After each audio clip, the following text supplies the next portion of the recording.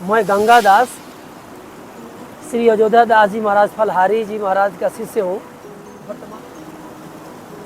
श्री धाम वृंदावन ये प्रेम भूमि है।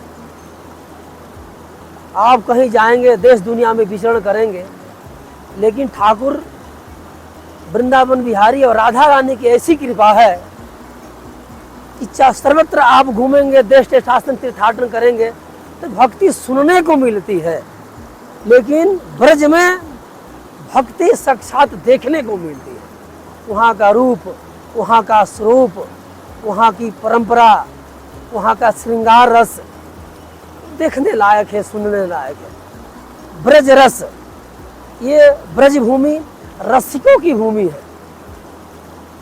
सूरदास जी महाराज, रसखान जी महाराज, मीरा, ये अपनी शब्दावलियों में, अपनी रचनाओं में ब्रज की अपार महिमा का वर्णन किया है। मीरा ने भी लिखा है, मेरे तो गिरधर गोपाल दूसरों न कोई।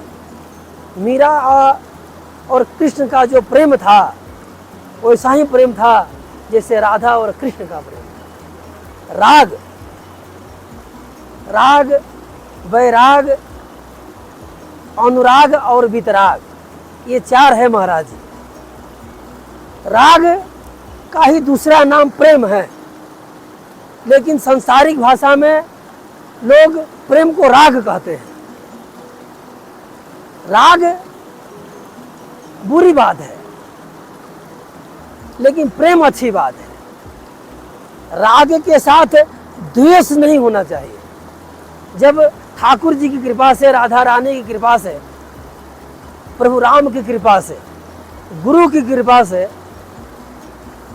जब भक्ति बढ़ती है तो राग छूटता है, तो वैराग होता है महाराज। आप देशाटन करते हैं, तीर्थाटन करते हैं, घूमते हैं, देखते हैं, तो वैराग, वैराग जो होता है वो प्रभु प्रेमी भी होता है और संसार प्रेमी भी होता है। उसका भगवान से भी प्रेम होता है और संसार से भी प्रेम होता है। जब संसार से आसक्ति हटती है, यानी राग हटता है, और वैराग जब मजबूत होता है महाराज श्री, तो अनुराग होता है। अनुराग के लिए लिखा हुआ है कि हनुमान सम नहीं को बड़ भागी और नहीं को राम चरण अनुरागी।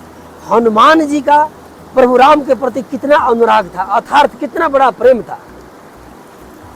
हनुमान जी को प्रभु राम के श्री चरणों के अलावा कुछ भी अच्छा नहीं लगता था, तो उसको अनुराग करते हैं। यानी अपने इष्ट में दृढ़ भक्ति होना, प्रेम होना, समर्पण होना, उसी का नाम अनुराग है, प्रेम है हमारा। वही मीरा ने भी कहा है, मेरे तो गिरधर गोपाल दूसरों ना कोई। जब तक मीरा थी, है या है रही, तब तक गिरधर गोपाल के अलावा मीरा को दूसरे से कोई लगाव नहीं था। इसलिए लिखा कि मेरे तो गिरधर गोपाल दूसरों ना कोई। तब राग हटता है तो वैराग बढ़ता है, वैराग मजबूत होता है तो अनुराग, अपने इष्ट में प्रेम बढ़ता है महाराज श्री। जब भक्ति बहुत बढ़ती है, भक्ति ज्ञान वैराग जब मजबूत होता है तो वितराग बढ़ता है महाराज श्री। वितराग पुरुषम वाचितम चित्त समाधि भवति। तो वितरागी बहुत दुर्लभ हैं।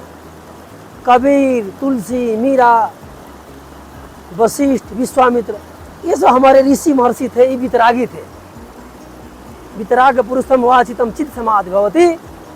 जिसके देखने मात्र से, जिनकी कीर्ति सुनने मात्र से, जिसकी लीला का आस्मरण मात्र से प्रभु में प्रेम हो जाए, प्रभु के प्रति समर्पण हो जाए, उसका नाम वितराग है।